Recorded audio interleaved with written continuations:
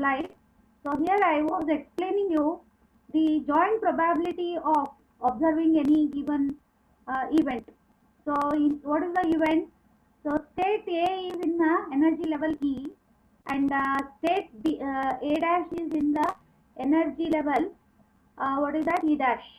So if you compare with respect to 0 level, so then I can write this as E dash as E0 minus E. What is E0? It is the energy level of the combined system. Okay, so this comes from the earlier slide. I will show that slide. So I wrote that equation actually. So it comes from that slide. So you can see here. So I wrote here an equation. What is this? E0 equal to E plus E dash. So what is E0?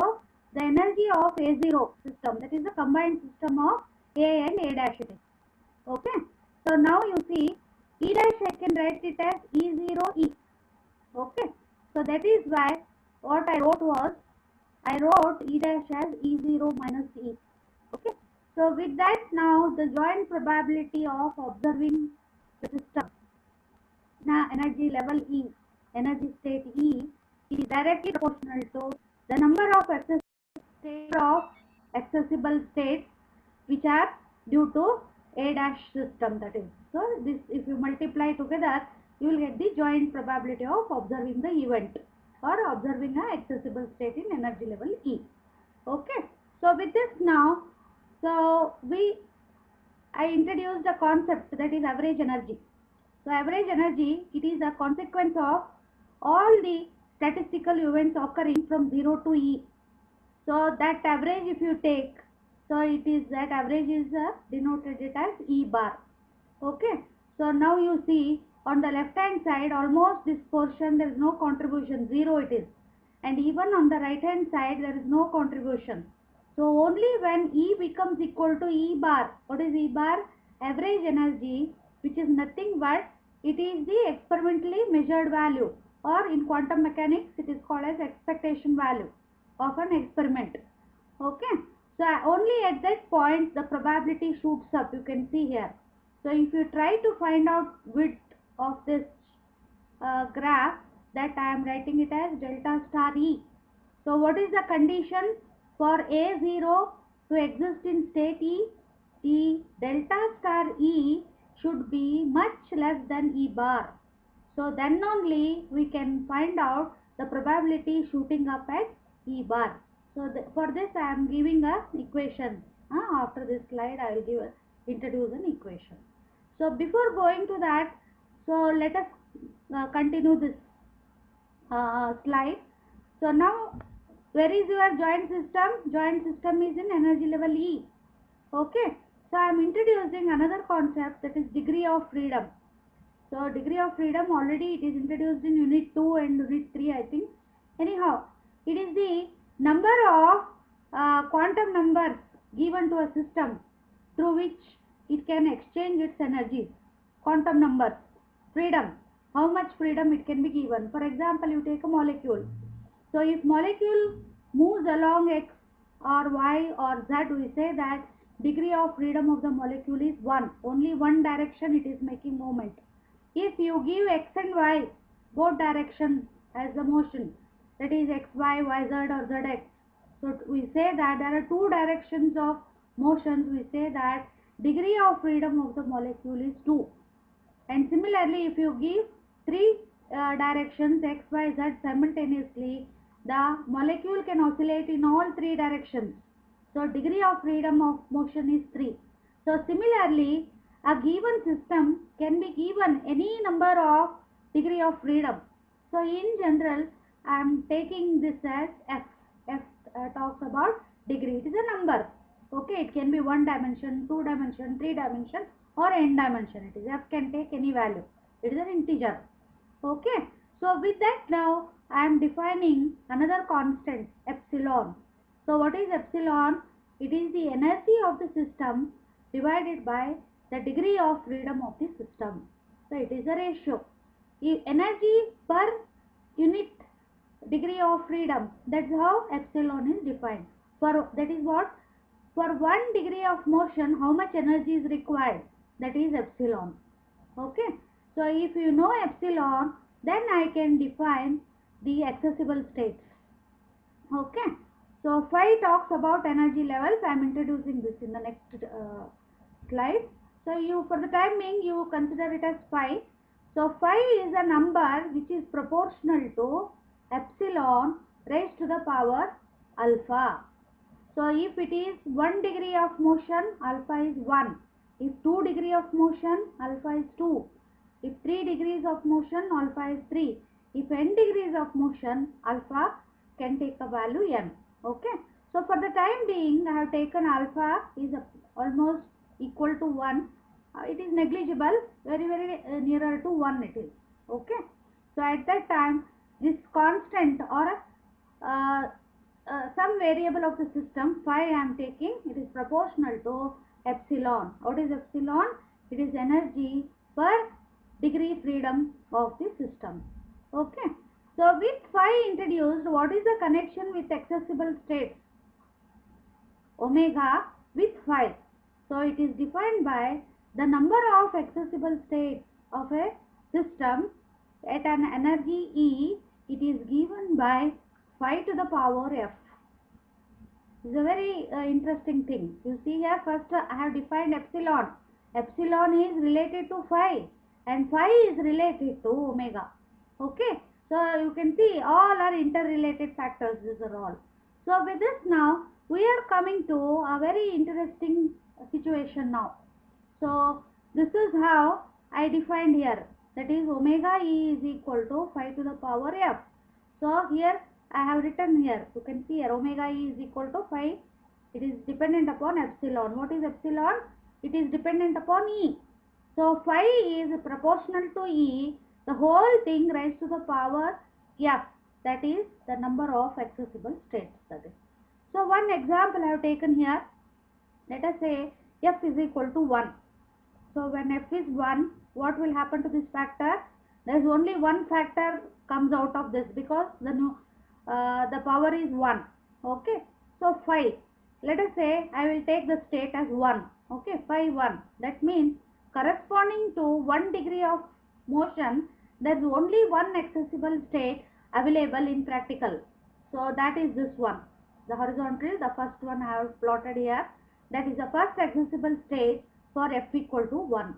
Okay. So if you take f is equal to 2, what will happen? This will become a square. Square means what? So there will be two states available. Okay, 2. It is actually, it is an index, 2 it is. So 2 means there are two states available. So let us say I will call one state as phi 1. So already it is there here. So second new one has been introduced. That is, I am calling it as phi 2. So this is phi 1. So this is phi 2. So original phi 1 is there. Along with that, new state, accessible state has come into existence. That is phi 2. So combinedly I have written it as phi 1 2. You can also write this as phi 1 and phi 2. That's also possible. Okay. So now with this, I am going to third degree of freedom. That means system will have 3 degrees of freedom. That means let us say pressure is varying, volume is varying, temperature is varying. So 3 parameters are varying. That means it has got 3 degrees of freedom. It has got. Okay. So if this is 3, then you can see here, this is 3 means this will repeat 3 times. Okay. Repeat 3 times means there are 3 states. One already phi 1 is there, phi 2 is there. The third one, that is phi 3, has been introduced. So you can see here, as degree of freedom is increasing, energy levels are increasing. Okay. So that is why phi is a function of energy. So epsilon I have written. What is epsilon? It is E by F. Okay. E by F. It is E is the energy of the system. F is the degree of freedom of the system. Okay. Epsilon depends upon E. So you can see here, as epsilon increases, omega also increases. So if you go to F equal to 4, so this index becomes 4. So 4 means there are 4 levels are available now. Phi 1, phi 2, phi 3. Already it was there in F3 state. So now one more new state has come into existence, that is phi 4. Okay. So all together, how many states are available now? So the states total available from ground state to F equal to 4 state is totally 10. 1 plus 2 plus 3 plus 4. Total is 10. Okay.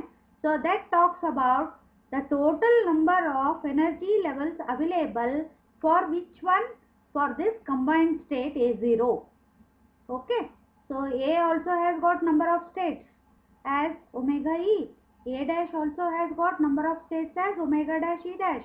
Now you combine both of them, they are exchanging the energy. So now this combined system itself will act as a new system. Okay. And what is its status? It is A0. So A0 is having its own energy levels. And how the energy levels are distributed? Energy levels are distributed like this. So you see here, the systems having energy levels may appear in this energy levels, it may not appear also, because A0 is altogether a new system it is. It is having different pressure, volume, temperature and other constraints and parameters. So that is why there is no guarantee that A0 and A dash will map their energy levels into A0. Okay, the energy levels may be found or may not be found. New energy levels may get introduced in the combined state, that is A0. Okay, so with this now I am coming to the last slide of the today's topic. So before telling this, I will come back to this equation here. So you see here I wrote the joint probability PE is proportional to omega E, omega dash E dash. So if you remove the constant, proportionality, you will get a constant. Okay. So now let us take logarithm on both sides. So it's a product. So if you take logarithm on both sides, what this will be? ln p. This side, this is ln of a constant. It is again a constant plus ln of omega E plus ln of omega dash E0 minus E. So that's what I have written in the last slide. Okay. So you see here. So there I was writing, 1 minute. Yeah. So here I was writing omega, but in the last slide I am writing it as energy here. Directly I am writing energy instead of omegas. So why? Omega is directly proportional to energy. Wherever omega comes, immediately I can replace it by its energy. So this factor is ln of omega it is actually. So omega is proportional to energy E. So I have written here ln E. Okay. And similarly here I have written the second factor ln of omega dash. So that I am writing it as ln of E0 minus E. Directly I am putting the energy there. And ln of constant I am writing it as a constant. Okay. So this equation is valid for a system which is having f degrees of freedom. Okay. So earlier we wrote single equation. What was the equation? So there is no f factor is here. You can see here. So now I came to this one. You see here omega is written as 5 to the power f. Okay. If you take ln on both the sides, what will happen? This will become f ln 5. This will become, and this will become ln of omega E. Okay. ln of omega E can be written simply as what? ln of E. Okay. So that's what I have done here. So instead of P, I am writing it as ln P. So taking ln of P, and what is the first factor here? The first factor here is C. ln of C, I am writing it as a constant here. It is again a constant. Okay. Then second factor ln of omega E. Okay. So instead of ln of omega E, what I am writing? ln of E. Okay. But I am taking a factor f, that is by virtue of this equation. Okay. So this is a system having f degrees of freedom. So if it is f equal to 1, then it will reduce to this equation. So this equation is valid for 1 degree of freedom. So factor f is 1 for this. Okay. So then naturally ln of p is equal to constant plus ln of omega plus ln of omega dash. So then it will become ln of p equal to constant plus ln of E plus ln of E0 minus E. So because I am going to a system having f degrees of freedom, the probability of that system can be written as ln of P is equal to f ln of E plus f dash ln of E0 minus E plus constant. So this is for A dash system, the second factor. The first factor is for the A system. So now you see, you can very well explain the graph. That is the peculiarity of this equation. So let us say E0 equal to E, that is the energy of the total state, that is the combined state. This one is 0. Okay. So that is equal to energy of A. Then what happens? This factor will become 0. You can see here, ln of 0 is a 0. Okay. So only this is going to play part here. So ln of E is going to play part. Okay. So that is why you can explain the sharp rise of the graph here. Okay. So there are two factors in this one. So one is this factor and another is this factor. So this is for the system A and this is for system A dash. Okay. So first part, only one part of the equation will contribute. Second part, another part of the system will contribute. Okay. So when this almost becomes equal to this, that is the most expected value where it shoots up to the maxima. That is E bar. So energy levels of this and this, that is it is in thermal equilibrium. So when it is in thermal equilibrium, you can see here the energy, that is the probability of finding the system, it shoots up to a maximum. Okay. So that is how you can explain this graph. Okay. So this is for the system with f degrees of freedom, and this is the equation for 1 degree of freedom. Okay. So this will come as 5 marks question, or even they can ask as 10 marks question. So what is the accessible states? Define accessible states. And what is the connection between accessible states and probability of a system? Okay. And from that you have to explain what is the connection between probability and degree of freedom. Okay. That is the third point that comes here. Okay. And from that you can draw these energy levels. So these energy levels are only valid for the system having more number of degree of freedom. Okay. So f becomes equal to 1 means where you are? You are in this line now, in this equation, the red line what I have written. So this is valid for which level? This level, ground level. Okay. So if you want the higher level, you have to follow which equation? You have to follow this equation. Okay. So this is the probability of finding the combined system A0 in the ground state or in the higher states. Okay. So higher states are for higher degrees of freedom, lower states are for lower degrees of freedom. Okay. So this is your today's topic. So today I have completed one question, that is degree of freedom and probability. Okay.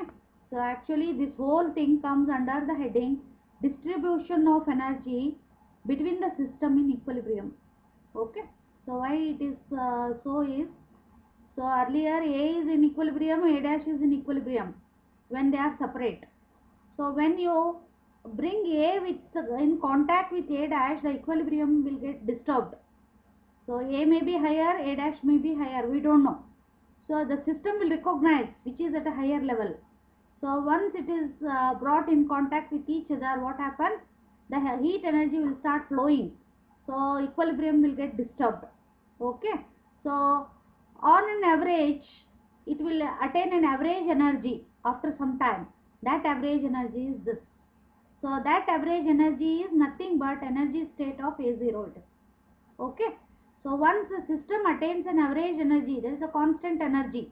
There won't be any flow of heat energy. Both will become constant. No flow of heat.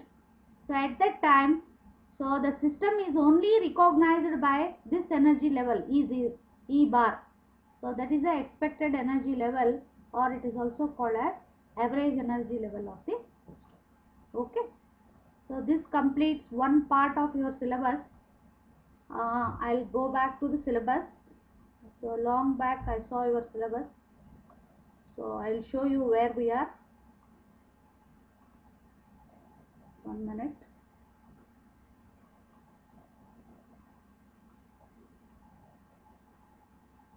So this is your syllabus. Okay, so thermal and mechanical interaction between macroscopic systems, we did it. Quasi-static process, we did it. Then work done by pressure is over. Equilibrium condition for the constraints I have done. Reversible and irreversible process is over. So today what I have done is distribution of energy between the system in equilibrium. Okay, so this is some unwanted term has come here, temperature. So typing mistake, I think this is. So next topic is heat reservoir. Okay, so another 3 or 4 classes your syllabus will be over. Okay, so what is a statistical description of an isolated system and system in contact with a heat reservoir and mean values in canonical ensemble, connection with thermodynamics ensemble such as micro, macro and grand canonical ensemble. Okay, so all are connected. Here main topic is heat reservoir. So all the systems what you have studied till now, that is micro, grand canonical ensemble and canonical ensemble. Now you will be keeping in touch, I mean in contact with the heat reservoir. So you can see all these days I have drawn so many graphs or so many slides I have shown. In none of the slides, I showed you the heat reservoir. Okay, so you can see here, just a minute, it got escaped. Okay, in none of the slides I had shown you the heat reservoir. Okay, so you can see here, most of the time what I was doing was I used to show you an isolated system with the, what is that, adiabatic background, that is insulation surrounding the system, and then I divided a system A into two parts, one is A and another A dash. So you cannot see anywhere heat reservoir. There is no external source is shown in any of the diagrams, so which will supply heat to the ensemble. So in next coming classes what I am doing, I am connecting the system to a heat reservoir. So Carnot's engine you have studied, there you used to keep source and sink. Source is a heat reservoir at a higher temperature, sink is a heat reservoir at a lower temperature. The system is your cylinder. So cylinder you used to bring in contact with the heat reservoir, sometimes with the source, sometimes with the sink. So 4 steps of operation, step 1, step 2, step 3, step 4, that completes the Carnot cycle. Okay, so similar type of process we are studying here using canonical ensemble, grand canonical ensemble, micro canonical ensemble in contact with the heat reservoir. Okay, so that I will take in the next class. So if you have got any questions you can ask me.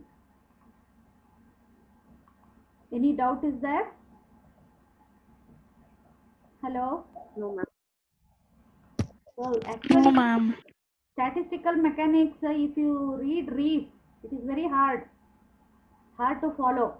But you make slides like this, only you grasp the important steps, form a short notes like this. It will become very easy. Okay, so that's why I made so many slides.